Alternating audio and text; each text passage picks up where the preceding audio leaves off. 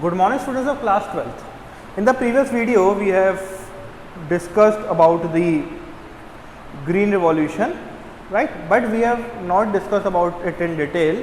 So today we are going to discuss about the green revolution in detail, right. So green revolution, तो देखिए हमने तब पढ़ लिया था that the green revolution was introduced by the government of India, right, during the 60s to 70s, right, or 70s to 80s, right. So our green revolution can be divided into two phases, right. Two phases में था, पहला था 60s to 70s और दूसरा था 70s to 80s के phase. अब क्या था इसके अंदर देखते हैं।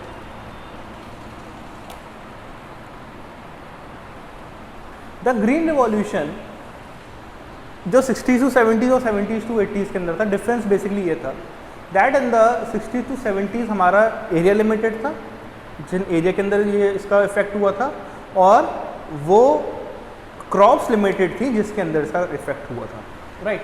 मींस पहले का हमारा जो एरिया था वो था पंजाब, तमिलनाडु एंड आंध्र प्रदेश, और जो क्रॉप्स अफेक्टेड थी देवर राइस एंड व्हीट। जिन एरियाज के अंदर इफेक्ट हुआ दैट वाज तमिलनाडु, आंध्र प्रदेश, पंजाब, और जिन क्रॉप्स के ऊपर इफेक्ट हुआ they were rice and wheat. On the other hand हमारे 70s और 80s वाला जो रिवॉल्यूशन था वो अफेक्ट हुआ था all over the India, right, covering almost all over the India.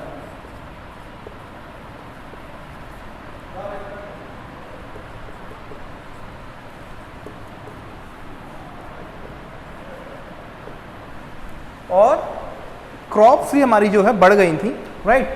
The area of green revolution expanded and the crops covering it was also increased, right. So basically 60s और 70s के अंदर जो दो phase थे उसका basic difference यही था हमारा। Now let us discuss about the features of the green revolution, कि हमारे ग्रीन रिवॉल्यूशन के फीचर्स कौन कौन से थे।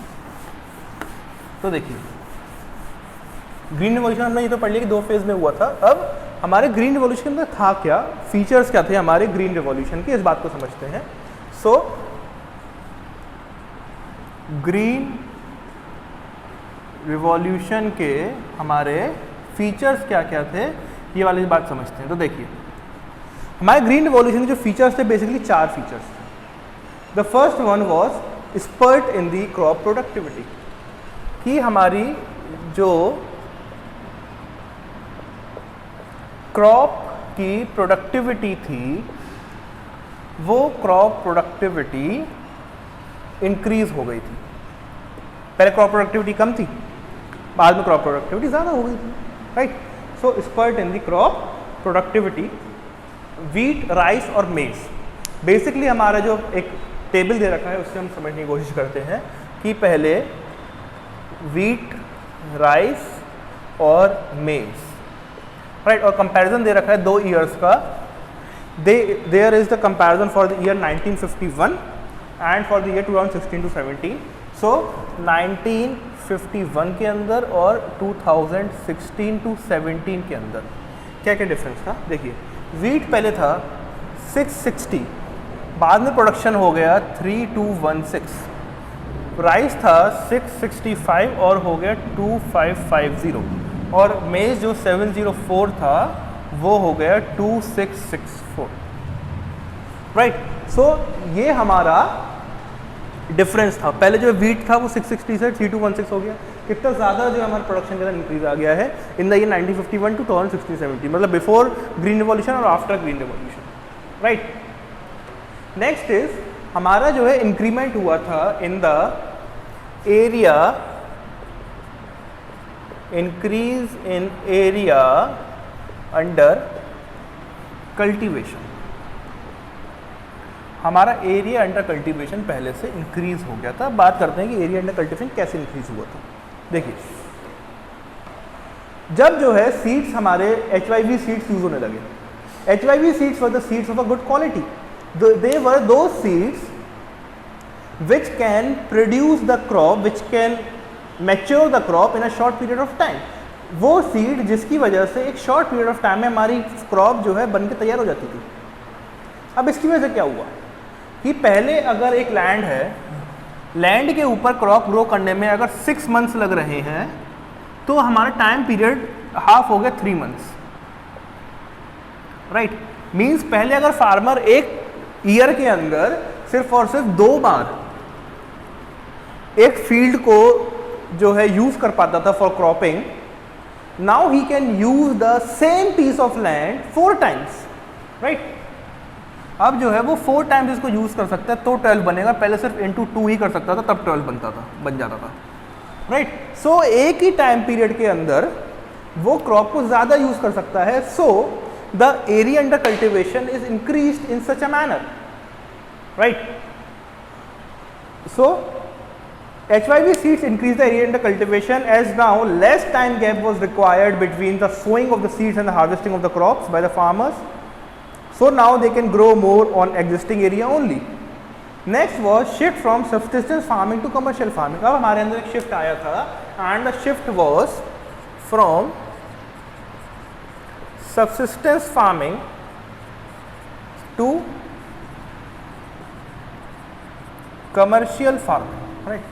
हमारे अंदर शिफ्ट आया था, वो क्या था, सब्सिस्टेंस फार्मिंग से शिफ्ट आया था कमर्शियल फार्मिंग के अंदर। सब्सिस्टेंस फार्मिंग क्या होती है, कमर्शियल फार्मिंग क्या होती है, इस बात को समझ लेते हैं।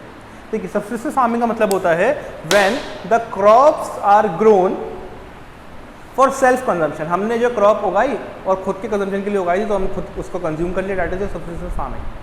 On the other hand, when the crops are grown not for the self consumption but for selling it in the market at the market place, that is known as your commercial farming. So हमारी subsistence farming से commercial farming में जो change आया था, that was also in the green revolution period only, right. Next is self sufficiency of food grain. It is important point कि हम लोग का एक जो है गोल था, that was to achieve self sufficiency in food grains, और वो हम ग्रीन रिवॉल्यूशन के बाद अचीव कर पाए थे, right। So there was self-sufficiency in food grains and that was achieved just because of the green revolution only, right। So students, ये हमारे थे features of green revolution। Now let us also discuss about the limitations of the green revolution, कि हमारे green revolution की limitations क्या थी, उसी के साथ हमारा चैप्टर complete हो जाएगा, right। So now we are going to discuss about the limitations of the green revolution।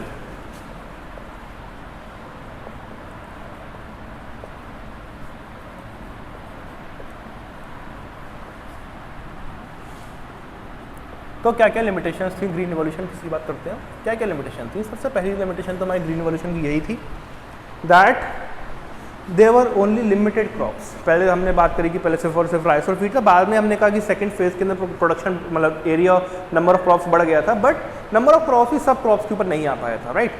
So the first limitation was limited number of crops, कि HYV सीड टेक्नोलॉजी हर एक फील्ड के अंदर, हर एक क्रॉप के अंदर नहीं आ पाई थी। So only limited crops were targeted in the green revolution, that is wheat, rice only. Other like jute, cotton and T does not show any such rice. उनमें rice तो आया, HYV टेक्नोलॉजी इतनी successful नहीं हुई जितनी rice और wheat के successful हुई थी। Next is uneven spread. Green revolution की वजह से क्या हुआ कि uneven spread, right. Uneven spread कैसे? हमने वाली बात पढ़ी थी, ग्रीन रिवॉल्यूशन बेसिकली जो है पंजाब, तमिलनाडु, आंध्र प्रदेश के एरियाज के अंदर आया था, राइट, आया था। बट सेकेंड फेज में उसका एरिया बड़ा था, बट तब भी बहुत सारी स्टेट्स ऐसी रह गई जहाँ पर ग्रीन रिवॉल्यूशन का इफेक्ट नहीं हो पाया, right, because of the soil was not that fertile, और फिर वहाँ तक इतनी रीच नहीं हो पाई, फॉर्मुलाइजेशन नहीं था। जैसे बिहार का स्टेट है, वहाँ पर ग्रीन रिवॉल्यूशन का इतना इफेक्ट नहीं हो पाया। So green revolution showed up uneven spread because states like Punjab, Haryana, Tamil Nadu and Maharashtra showed greater impact, but eastern UP, Bihar MP and Odisha showed less impact, उनके ऊपर ग्रीन रिवॉल्यूशन का इम्पैक्ट हुआ बट इतना इम्पैक्ट वो लोग नहीं दिखा पाए, इतना अच्छा रिस्पॉन्स वहाँ पर नहीं मिल पाया। Next is limited farming population, कि ग्रीन रिवॉल्यूशन का जो फ़ायदा है वो सिर्फ और सिर्फ लिमिटेड फार्मिंग पॉपुलेशन ही उठा पाई। कैसे उठा पाई लिमिटेड फार्मिंग पॉपुलेशन? देखिए ग्रीन रिवॉल्यूशन जो है हमारा, ग्रीन रिवॉल्यूशन के अंदर हमारी जो है HYV सीड्स यूज होते थे, फर्टिलाइजर्स यूज होते थे, पेस्टिसाइड्स यूज होते थे, इंसेक्टिसाइड्स यूज होते थे एंड दे वर कॉस्टलियर। सो जो हमारा रिच फार्मर था वो तो जो उसका फ़ायदा उठा पाया, but on the other hand the farmer which was poor was not able to get the benefit out of it. So there was limited farming population and the last one is the economic divide increased. यही इसी का effect ये था कि हमारा economic divide increase हो गया। Economic divide क्या कि पहले फार्मर्स जो ज़्यादा अमीर थे वो और ज़्यादा अमीर होकर ग्रीन रिवॉल्यूशन का फ़ायदा उठाकर, और फार्मर्स जो बेचारे गरीब थे क्योंकि वो अच्छे इंसेक्टिसाइड्स, अच्छे पेस्टिसाइड, अच्छे फर्टिलाइजर्स, अच्छे HYV सीड्स यूज़ नहीं कर पाते थे क्योंकि वो महंगे होते थे। तो इस वजह से क्या हुआ, जो अमीर किसान थे वो अपना प्रॉफिट और ज़्यादा बढ़ा सके और जो गरीब किसान थे वो अपना प्रॉफिट नहीं बढ़ा सके because they were not able to afford those costly insecticides and pesticides, right. So I hope students आपको टॉपिक समझ में आ गया होगा। इसी के साथ हमारा टॉपिक आज खत्म हो जाता है and we will meet in the next video with your 4th chapter that is strategy of industrial growth, right. Okay, so till then students stay at your home and stay safe. Thank you.